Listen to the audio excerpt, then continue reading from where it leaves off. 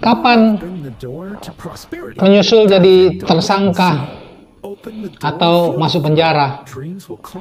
Itu pertanyaan banyak orang terhadap beberapa orang yang diduga, disangka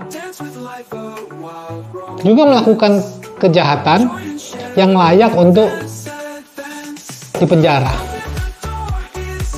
Tapi kok sepertinya lama banget? Enggak juga gitu ya. Ada proses hukum yang cepet banget. Tersangka, kemudian terdakwa, terpidana gitu ya, masuk penjara. Itu ada yang cepat. Tapi ada yang lambat. Kalau Anda perhatikan,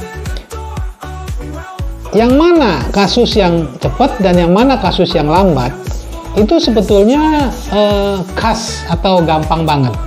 Yang cepat itu ya tentu saja yang ketangkap tangan ya, seperti maling, begal gitu ya, copet, rampok yang ketangkap tangan, itu cepat langsung diproses hukum, masuk penjara, atau masuk penjara dulu baru proses hukum gitu kira-kiranya.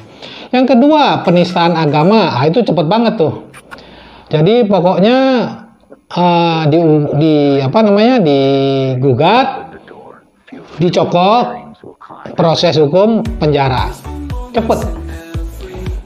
Yang paling lamban itu sebetulnya kasus korupsi.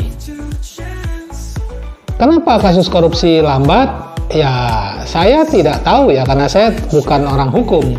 Tetapi kalau Anda perhatikan, kasus itu bisa bertahun-tahun yang lalu atau bahkan berbelas tahun yang lalu punya peristiwa, baru diangkat, dijadikan tersangka sekarang. Itu misalnya. Nah, pertanyaannya, kenapa kok memerlukan waktu bertahun-tahun? Apakah ketika terjadi proses korupsi di beberapa tahun yang silam itu nggak ketahuan atau penegak hukum tidak tahu? Kalau menurut analisa saya ya, ini logika. Kasus korupsi itu kalau sampai 5 tahun nggak ketahuan, itu sih kebangetan gitu ya. Kebangetan. Kalau menurut saya sudah ketahuan. Bahkan dalam 1 tahun pertama saja sebetulnya bisa ketahuan. Tetapi kenapa kok baru diproses begitu panjang? Bahkan ada yang belum diproses walaupun sudah bertahun-tahun. Nah, itu tergantung gitu ya. Tergantung siapa yang korupsi dan tergantung siapa yang mau menindak koruptor gitu ya. Tergantung kepada yang digantung, nggak jelas. Kalau dibilang apakah nggak tegas, tegas nggak tegas itu tergantung juga. Kan tadi saya katakan, kalau urusan tangkap tangan punya kejahatan, kriminal bawah-bawah ya, itu cepat. Penistaan agama itu cepat. Walaupun sebetulnya kerugiannya itu kecil, beda dengan korupsi yang kerugiannya itu banyak, yang disebut dengan kejahatan luar biasa itu sebetulnya impact-nya itu besar kepada masyarakat karena anggaran negara yang harusnya dialokasikan untuk pembangunan dan kemaslahatan masyarakat itu diambil oleh orang maupun kelompok orang, itu sebetulnya kan kejahatan luar biasa ya, extraordinary crime istilahnya. Tetapi kenapa paling lamban? Saya kalau menguraikan secara lugas, secara to the point, kemungkinan akan jadi urusan gitu. Kemungkinan akan ada yang menyalahkan atau mempersangkakan saya memfitnah orang atau apalagi institusi gitu ya.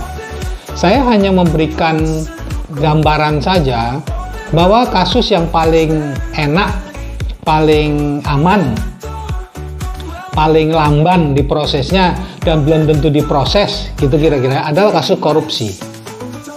Alasannya ada saja, ya belum ada cukup bukti, belum tertangkap tangan, gitu kira-kiranya ya, belum ada cukup bukti.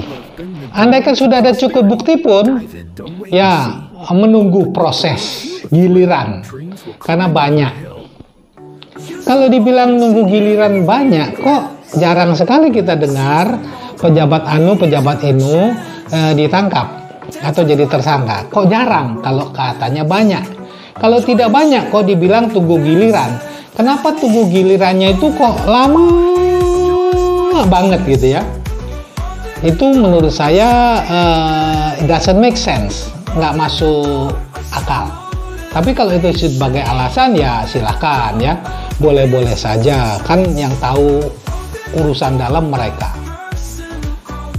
Namun ada juga yang menyangka, menduga, ya ini benar atau tidak saya juga tidak tahu, itu tergantung. Sekali lagi, tergantung kepentingannya. Apakah ini orang lebih baik diproses sekarang apa nanti saja? Apakah ini perlu diproses atau nanti saja? Perlu diangkat kasusnya atau nanti saja? Jadi bukan tidak akan diangkat ya, tetapi tunggu gitu. Tunggu tanggal mainnya, tunggu kapan diperlukan.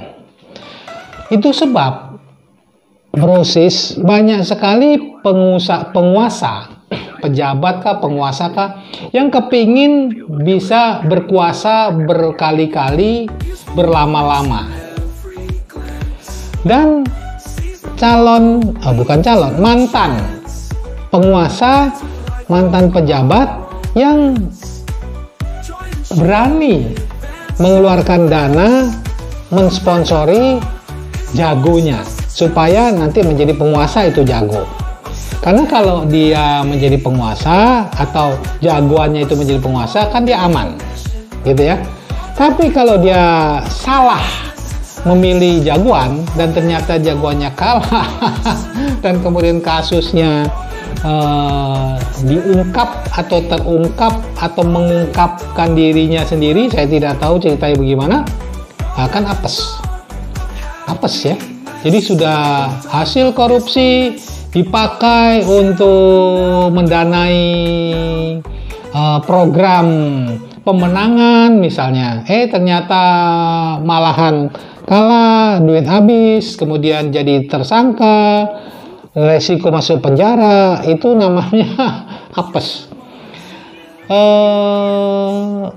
Kalau kita belajar dari kasus itu, kasus apa saja lah ya, apakah korupsi itu cepat diproses atau tidak, apakah kejahatan itu cepat dibongkar dan dihukum atau tidak, apakah kejahatan atau koruptor itu tidak akan pernah diangkat, dihukum dan dipenjara atau tidak gitu ya.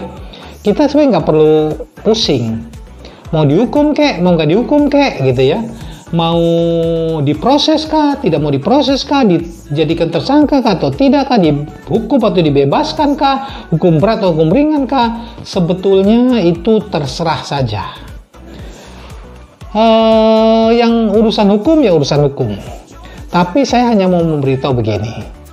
Jadi penjahat itu, jadi orang jahat itu nggak enak bro sis, sungguhan nggak enak. Sekalipun jadi koruptor yang gampang bebas, ketangkep pun hukumannya ringan, lebih berat maling ayam kira-kiranya, atau nyolong motor, lebih berat, beresiko bukan hanya dihukum bertahun-tahun, tapi juga digebukin masa dan mati. Jadi sekalipun jadi koruptor itu enak, duitnya besar dan sukar untuk diproses hukum, tapi tetap ya ada hukum tabur tuai. Hukum dunia nggak bisa sentuh, hukum akhirat bisa sentuh. Jadi menurut saya lebih enak tuh jadi orang baik-baik saja. Ya, nggak perlu kesusu tergesa-gesa untuk kaya sampai menghalalkan cara jadi koruptor untuk kaya. Karena resikonya itu besar, dunia maupun akhirat.